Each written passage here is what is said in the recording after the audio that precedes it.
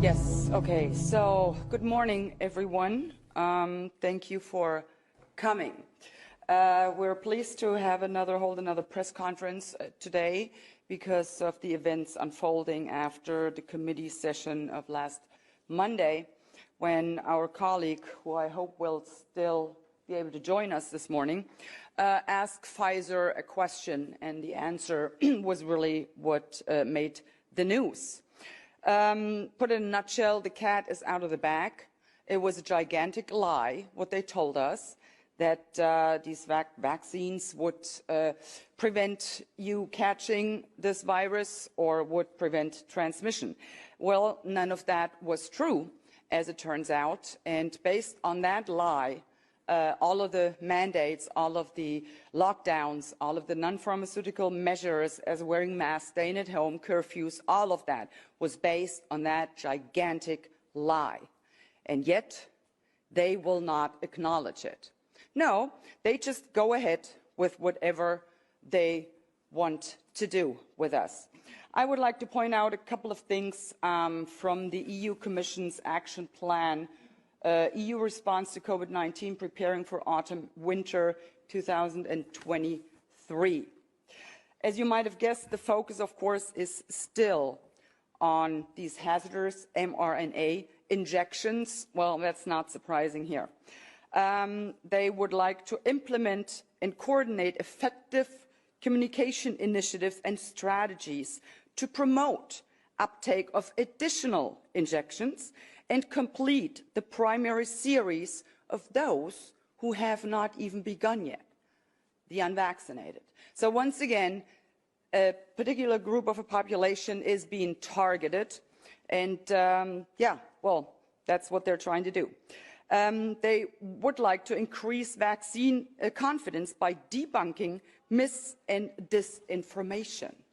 Well, who is spreading the mis- and the disinformation? It is EU Commission, it is the pharmaceutical companies, it is governments, especially in the Western democracies. They are the ones spreading the mis- and the disinformation. They are the ones telling people lies. For what?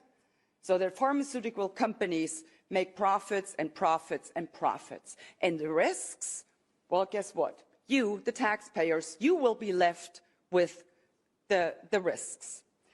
And then, of course, they want to target, and they specifically say that, target hard-to-reach population groups.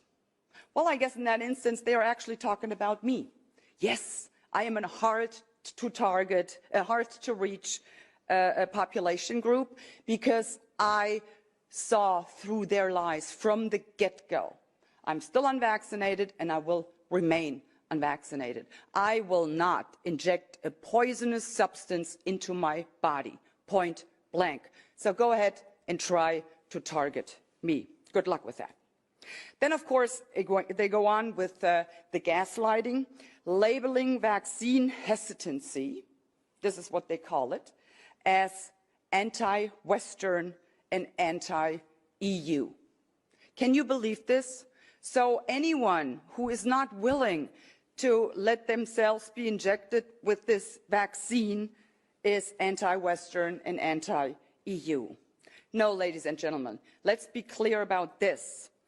If you do not want to poison your body, and it is your choice to do with your body whatever you please. Remember, my body, my choice? That's their narrative, actually. Remember that. So, if you do not want to take that vaccine, that has nothing to do with being anti-Western or anti-EU. It is pro-people. That's what it is. And it is anti-globalist elites. That's what it is. And in this action plan, they refer several times to not only COVID-19, but now they slip in influenza. So this will be the next step for their measures, whether it be vaccinations or non-pharmaceutical interventions like wearing masks or staying at home curfews. Then they will be able to do so when there is an influenza pandemic or wave. And whenever I think they could not possibly come up with yet another atrocity to inflict on people, they sure as heck prove me wrong. The EU Commission proposes now the prioritized administration of the update injection for the vulnerable groups, and then they list who these vulnerable groups are. And they start by saying people aged 60 years and older, individuals with underlying conditions. No problem there. But then they list another group.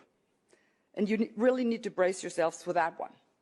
The vulnerable group among those who should be given priority to take this update vaccine are pregnant women.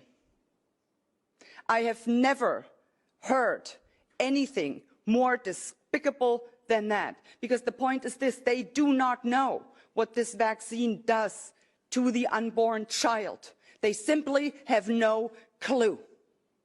And yet, now they're pushing it on pregnant people. And keep in mind, there has been a drop in birth rate. We don't know why that happened. You would expect the opposite of that. I mean, people were locked down. Remember what happened when they had a blackout in New York in the 70s? 9 months later, they were like babies left and right. But not this time. People were locked up for months in their homes. Nothing. Drop in birth rate? Interesting question. And these are the questions that we should be asking. So just to give you an update on that, they will continue to try. They will continue to push whatever their end goal is. They are trying to. And yeah, I would just like to thank you for supporting us and for letting us know that we indeed are advocating and fighting for what you, the people, want.